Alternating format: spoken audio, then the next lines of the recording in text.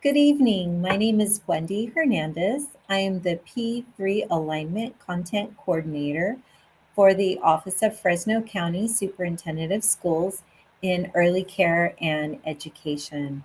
I am really excited to be here with you this evening to talk more about creating early math environments. In my previous work, I started out as a teacher. I taught many grade levels, but the one I spent the most time in was kindergarten. So I know very well what it feels like to be a teacher in the classroom. I also was a principal and a coach, and I worked very closely with a preschool department. So I have that background with preschool as well. But now the work I focus on is universal pre kindergarten, and I work very closely with districts and individuals who are interested in implementing early education. So, some of the things I really wanted to talk with you all about this evening are practical ideas of things that I've done in the classroom and also some best practices that I have found in the work that I do. Other folks have had great success. So, I thought you would want to know some things you could get started with tomorrow or maybe to validate some of the things you're currently doing. And we'll talk about the environment, we'll talk about the impact on learning, what intentional teaching is, really the why behind it. We'll talk about the art of questioning. Then we'll go into some of the actual classroom ideas, things you can do for whole group, calendar, center time, some ideas for project based learning, what to do to set up some ideas and things to do for independent learning, and also, most importantly, making sure that you have relationship driven environment and how you can develop that love for learning in your classrooms. So, I would like for you to just take a moment and think about how have you created a relaxing environment in your home. So, if you could just put it in the chat, a little bit. If What are some things that you've done within your home to make it relaxing? Go ahead and put that in the chat. I don't particularly have this exact chair in my home, but I do have a really, really cozy space that I have a really soft, furry blanket. I love candles. But I make sure I have a little spot to feel relaxed and comfortable in my home. And creating that environment has been really helpful for me and my own self care. I love to read there. But now let's think about in the classroom. What is the impact of that same intentional environmental design in the classroom? Well, believe it or not, there's someone who has already created some ideas themselves, a company that can go into your workspace and help you design it to be a place that supports health and well being and higher consciousness. Well, since most of us don't have access to have somebody come in and do that for us, we need to do that ourselves. So, how can we create that environment within the classroom so that all of our children feel comfortable? They feel like they're able to take risks. And even like this picture that you can see, and this is actually in a classroom I know where children feel comfortable being themselves and letting their personalities shine. Well, As Albert Einstein says, a person who never makes a mistake never tried anything new. And remembering that one of the most important things to think about when creating that environment in your classroom, that you're creating a culture where students feel very comfortable and there's trust and they're able to take risks. Now let's go specifically and think about math now. This quote talks about how it is so important that young children who are continually constructing mathematical ideas based on their experiences with the environment, their interactions with adults and other children, and their daily observations. So think about that for a moment. It's not necessarily a lesson, it is really about their environment, their interactions, and their conversations as they're engaged in the exploration or the activities. And then taking it even a step further, how does it all develop? I was so intrigued to become a kindergarten teacher. I started out in upper grade classrooms, and I really wanted to know, how does it all begin? Where do children really start developing mathematical thinking? I wanted to know, how do they develop language? How are those things all, how does it all come together? Well, we know that a parent really is a child's first teacher. And as you can see in this slide, you can see a dad who is highly engaged with his child, and there's some raspberries and some blueberries, and they're actually counting. And that is really the beginning of one to one correspondence. And then we go right over to the teacher who is taking that learning to another level, that intentional teaching where they're connecting, or basically, I see it almost as like a handoff. You know, they're connecting some of those concepts and ideas that the parent also started. And then we think about what comes next. Well, this next slide, I think, really sums up a lot of really important points. When we look at how even the evidence suggests that early mathematics may be an even better predictor of school achievement than early literacy. You know, some folks may really wonder about that and think, wow, how can that be? Early literacy really seems to be very much of that predictor. But what research has shown is that when children are talking about mathematics, for example, building math vocabulary, they are actually developing early literacy from that. And again, I share part of the reasons why I wanted to go down from the upper grades that I had started teaching down into kindergarten, was I really wanted to know, well, what more can we do? Because we have to do as much as we can in the 0 to 5 time frame, since 80% of everything that children will learn occur in those ages of 0 to 5. Well, here's the urgency. And this is something that when I was a part of a vertical team within the school district that I worked in, I remember having conversations with high school teachers, and they shared how many students really had a hard time with algebra. Algebra seemed to be one of the things that was a real hurdle for high school students. And you can see from this quote that actually it is the single most failed course in community colleges, with a failure rate around 50%.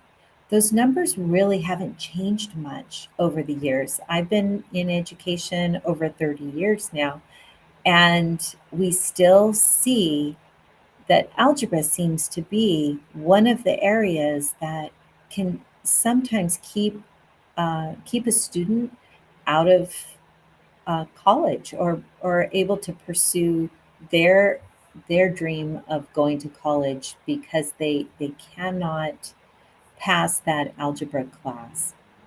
So, what do we do um, when we are in early education and we want to help develop the foundation, and we really want to help students develop all of those concepts so that later the skills will come very easy for them? Well, the first thing we want to do, and I wanted to give you some practical applications to use within your own classroom. Developmentally appropriate practices, and this is the newest edition of that particular book, will help to explain what really is developmentally appropriate. We want to find those activities and um, the types of learning opportunities that are right at their ability or a little bit beyond their ability, that zone of proximal development, so that we can really take them to the next step. But we don't want to make too much of a jump. So, really understanding what is developmentally appropriate really can help you find that just right learning and just right teaching. Because remember, and I'll keep saying this a lot, you're going to hear this, and hopefully it will really permeate into your permanent memory, is that intentional teaching will really help to ensure that your students can make the gains that they need to. And remember that that teaching is part of the environment. What are you doing and how are you doing it? Then the next thing to think about in your planning is making sure you're being intentional again, not just with the developmentally appropriate practices, but with an actual alignment of um, where you should be with your teaching. So, for example, if you were a TK teacher, you would be utilizing the preschool foundations and also looking forward to the kindergarten Common Core standards to determine where you will be teaching.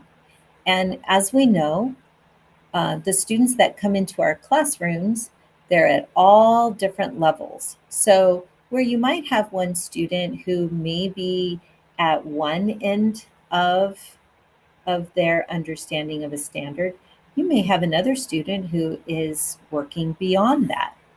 So if we look into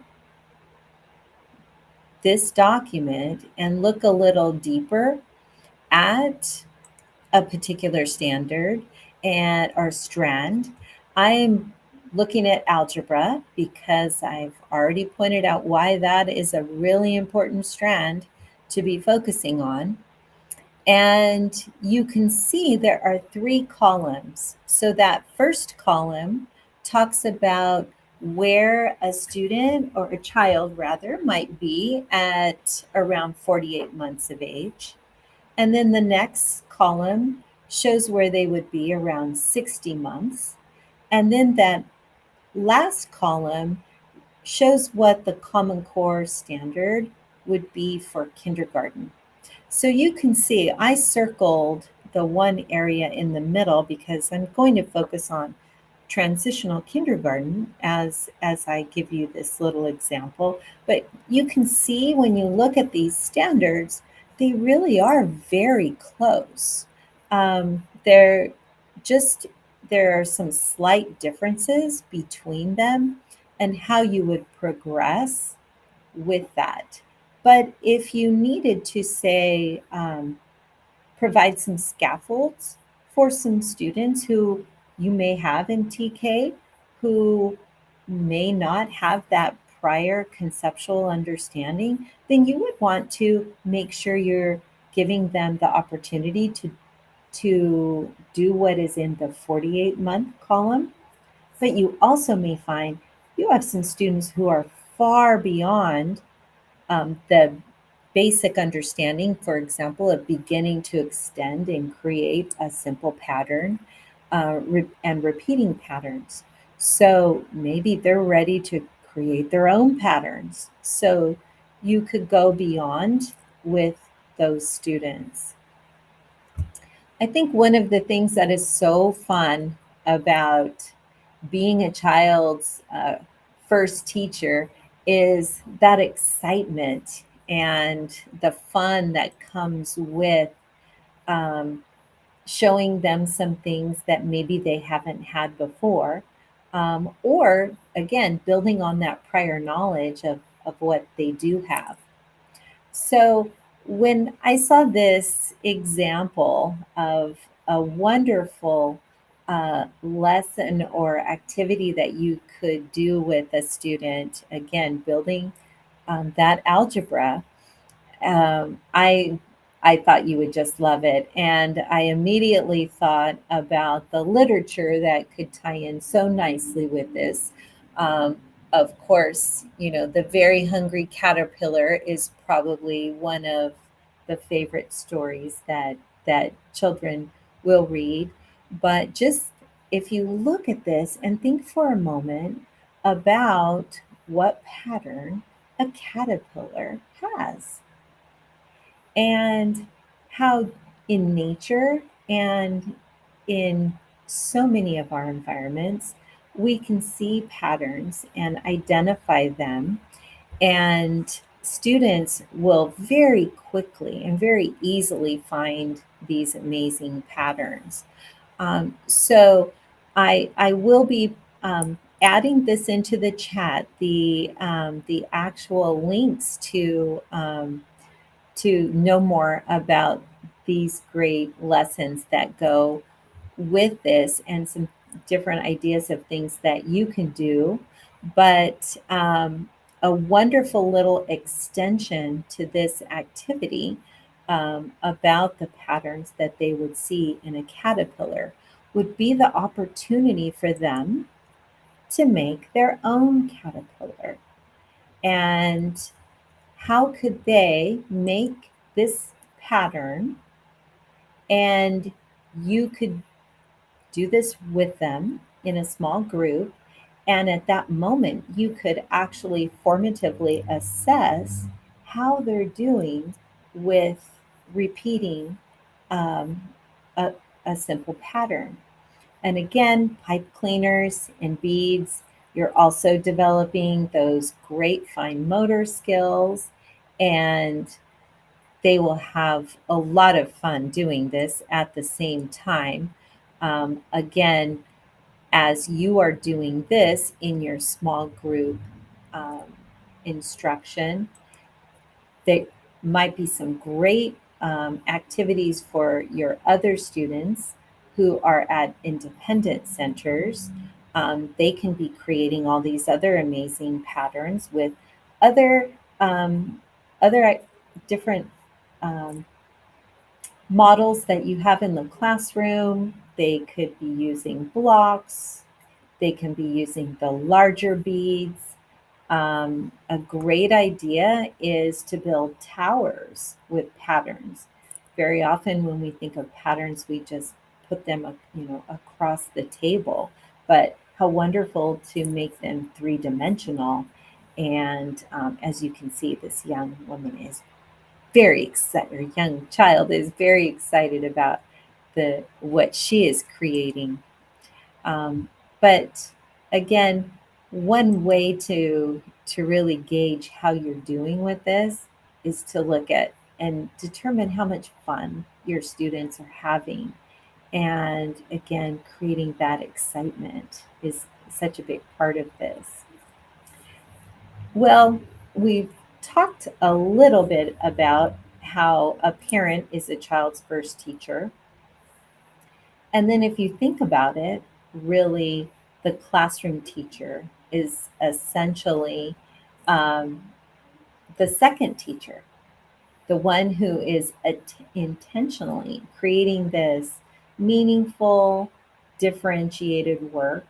Because again, each child that comes in is so unique and so different, but they are that second teacher. Then what we find is that actually the environment or the setting that is designed to ignite and reflect on the child's learning is the third teacher. And that concept and that idea is really something to really think deeply on about how important the environment really is. Um, what are the things that are going on within that environment that are really nurturing and giving those additional opportunities for children to really think beyond the classroom, um, igniting the curiosity as well. Those are areas that, when we think of all learners, really starting with the youngest when they first come to us, that curiosity is something we want to spark and we want it to keep going, obviously, throughout their school career. So, I have an example actually of something that I did when I was a kindergarten teacher. We would send home different bags with students. Many of you may have heard of book bags, and teachers have sent home books with maybe a journal, and a parent will read a book with their child, and then they maybe write something about it. Yes, I did send home book bags and all kinds of different bags, but of course, I had a math bag that I would send home. And it too had a book, and the book was about, it had a different concept that it was talking about, and then some manipulatives for children to utilize, and then an opportunity for them to color or replicate, like in this case, they could color in their own pattern and then write about it. So here's an example of what one of the students wrote about, and just something about their pattern. I did include uh, just an idea of this is actually really similar to what my own take home bag looked like. I love handprints, so it did have handprints. And then here's another idea or extension of what we use for number stories. And so here's another example of how children, drew pictures and then they wrote about their number stories. But again, something to connect what they were learning at school with home. Because again, when you think about making sure that we are connecting the learning from home, I mean, from school and home, it really can ensure, again, that children really understand these concepts. And what's really fun for them too is sometimes they can go home and they can actually teach. They can share with their parents, maybe a younger brother or sister, what they have learned at home. Here's another really fun example. This is just a fun, simple graph that can be sent home. with some manipulatives, and they actually would graph it and count. I mean, there's so much you could do with that, but you can see this is on someone's kitchen table, and they are able to take this home with them. If you have any fun ideas or activities of things that you have done at home, that might be a math bag or some other really fun take home activities, if you can add those to the chat, that would be great. Just to give other folks a chance to uh, think about some different ideas. But if you could add those in, that would be wonderful. Thank you so much. I know with the internet, we have a lot of opportunities to get ideas. And sometimes I think there's so many, sometimes it's really hard. But again, remember, it needs to be intentional. And the other thing that is really, really important, we don't want to send home activities until we have actually ensured that we have really taught the concept so that they really understand it, because we don't want them to go home and really have no idea what it is that they're supposed to do. There shouldn't be any new learning as far as a new concept that we send home and they're expected to just know how to do it. If any of you have had um, children maybe come home and they have a report to do or something, and they really aren't sure how to write that report, you know how challenging that can be. So we want to ensure that, especially when we send home a take home type activity, we want to ensure that it is on something that we have already taught so that they can practice it. Well, the same really does go for independent centers. I really thought this picture was a good one because it has a lot of examples of different things that are really helpful for students to have at independent math centers. Games, puzzles, um, but again, if there are concepts, for example, we see the 10 frames, um, it, it would be very difficult to have 10 frames out, you know, with for the first time at an independent math center. So um, it would be helpful to have that potentially at your small group before. And then when they've had a chance to utilize the 10 frames, there's also 20 frames there, then go ahead and add those to your independent centers after you again have had that opportunity to practice then, or to teach it to them rather.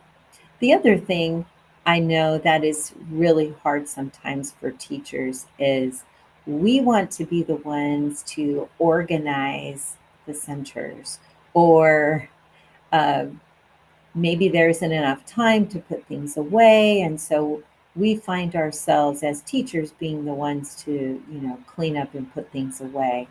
And really understanding how much learning actually goes into cleanup time and organization. That's a really big, big one. And so big, I really want to say it again, that the cleanup time and the organizational part is, is I wanted to say just in early education, but I'm thinking as a fourth grade teacher, that was important as well. But if you look at this, this is already designed in this center. There are labels. There are, it's written out the name of the actual item, where it needs to go. It's already all set to help with cleanup time. So make sure that students have that opportunity to do that, because they're going to be building a lot of skills in mathematics by categorizing. They're going to be classifying.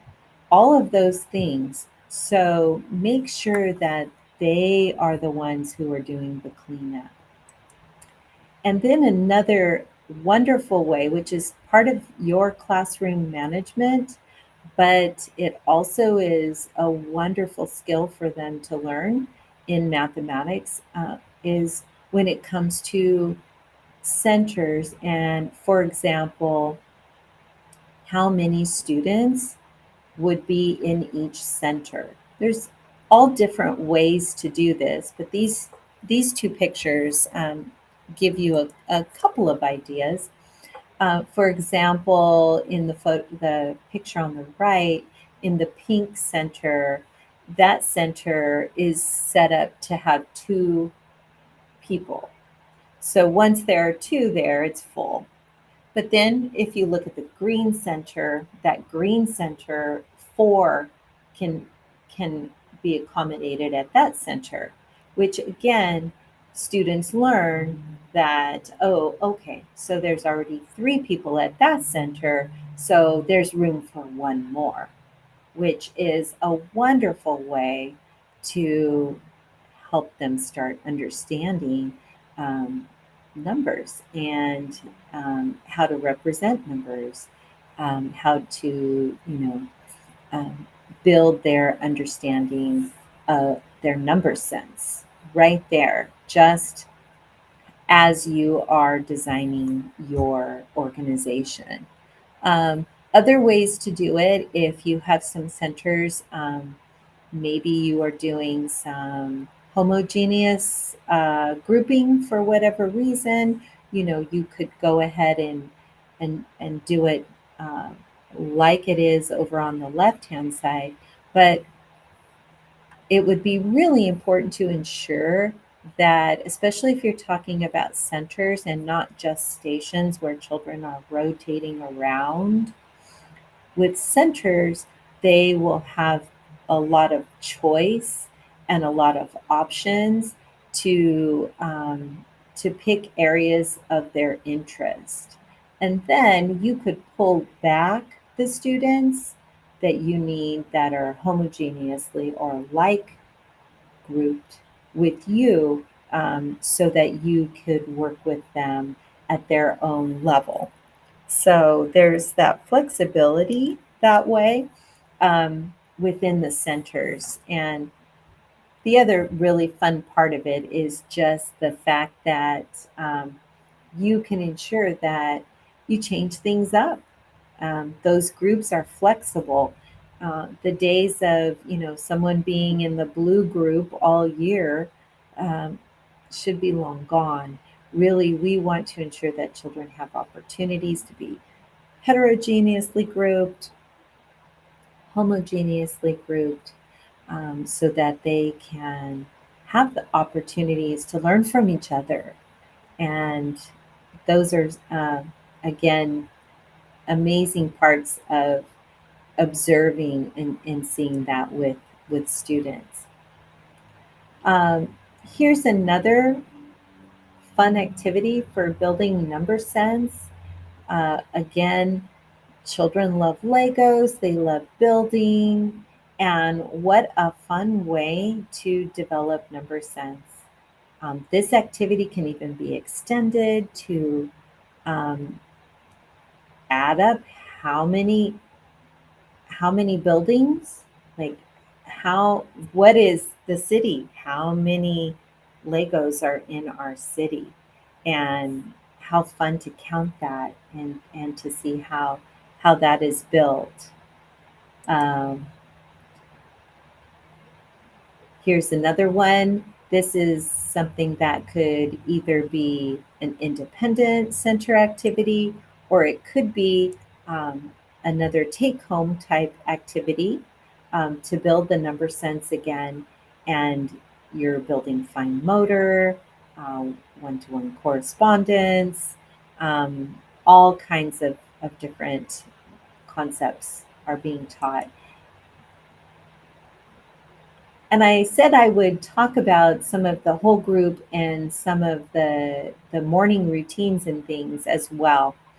So that blend of one-on-one, opportunities for children to have independent work, opportunities for them to have small group time with you as their teacher, and then, of course, time for whole group. And again, when their ages are when they're young, when they're preschool, TK, or kinder, remember the time on the floor has to be very short again and very intentional. But it is very possible to really teach a lot of mathematical concepts just in that morning calendar time. As you're taking roll, how many students? You can see on this slide, there's a lot of math that is happening as you're counting, as you're comparing more and less, what came before, what came after. But that morning calendar time is an amazing time to really help develop mathematical concepts. It's also really fun and really helpful to have a calendar that students can utilize, that they can move. And what you'll find is they want to play school or they want to manipulate the calendar themselves. So let them. That's such a great opportunity for them to really um, be stewards of their own learning and their own education, because really that ownership piece is really important. Something that I did, and this was a very powerful part of our morning routine, was we did ensure that we always had time for number talks. And there would be one number of the day, and maybe the number was the number 8. And we talked about all the different ways that you could make the number 8. So, composing numbers, and then later, as they learned to decompose numbers, was was really built from number talks. And I had a student, in fact, I saw her parents the other day, and I remembered that she came up with a number, and she actually was explaining in practically an algebraic expression of how if you took a number and you took away from the number and then you added it back in, you would still have the number. And she was was a great teacher to other students. But again, when we look at how important it is for students to have opportunities to talk about mathematics, it goes a very long way. And with that talking comes questioning. And I will be sharing this tool. I will be adding these links. I'll be sharing the links, but I can also add them into the chat. This is a document that I used, and I know a lot of people still use it today, ensuring that the type of questioning was something that developed critical thinking and really got students to think deeper about the mathematics. So, here are some wonderful questions that you may find helpful to keep right at your small group table, especially if you're having trouble thinking of those prompts. Well, as we're getting closer to the end of this session, I really wanted to ensure that I had some time to talk about teaching the whole child. I've mentioned a little bit throughout this session all the different aspects of what to think about when you're teaching mathematics at an early age and how important the environment is. And we often say, at least in kindergarten, we'll talk about kindergarten readiness. And many times folks will say, is the child ready for kindergarten? When in actuality, we really need to be talking about, are we ready for the child? Are we really ready to teach the whole child when they come into the classroom? How prepared are we? And what have we done to ensure that the environment is ready? So, are we thinking about our dual language learners? Are we thinking about any students who may have disabilities? And most importantly, are we really thinking about engaging parents and families? So this link is a really helpful one in really thinking about all the different ways we can ensure that we are teaching the whole child.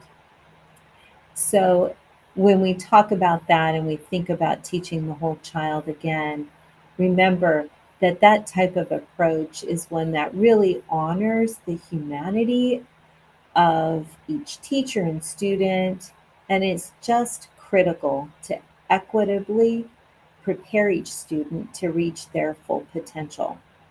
And remember that this starts by creating environments of belonging and the connection for students and adults to thrive. So, those connections, again, the trust, the relationships, all of those things that we're doing to create an environment where children cannot wait to come back to school. And I remember as a kindergarten teacher, my former students would, they'd be in fifth or sixth grade and they'd come back and they'd want to sit and use the manipulatives or go play in the kitchen and all of those things. But think about why is that? Because they feel really comfortable there. And every classroom should feel like that for a student, and they should all feel that that environment is one that they have opportunities to play, they have opportunities to explore, they have opportunities to be curious. Um, and again, as I mentioned earlier, they have opportunities to make mistakes. And that a mistake is really looked upon as an opportunity for learning. And that's how we all learn. So I know we just have a few minutes left. If you have any questions, you could add those to the chat. If I'm able to answer you in the chat, I will do that. For whatever reason, if we run out of time, um, please go ahead and put those questions in the chat. I will email you back and answer your questions. I'm very excited that you are here to learn more about environments. There is so much more than what I could cover or talk to you about in this short amount of time, but it really is an important one. Um, Walking into your classroom is a reflection of you as a teacher and how someone feels when they walk in the door. Um, I am sure you all want that feeling of acceptance, of warmth and kindness, all of those things you want anyone to feel when they walk into your room. So developing that is really, really important. So again, put any questions that you have into the chat. I am very excited to answer those questions. And I thank you so much for being a part of this session. Have a great evening.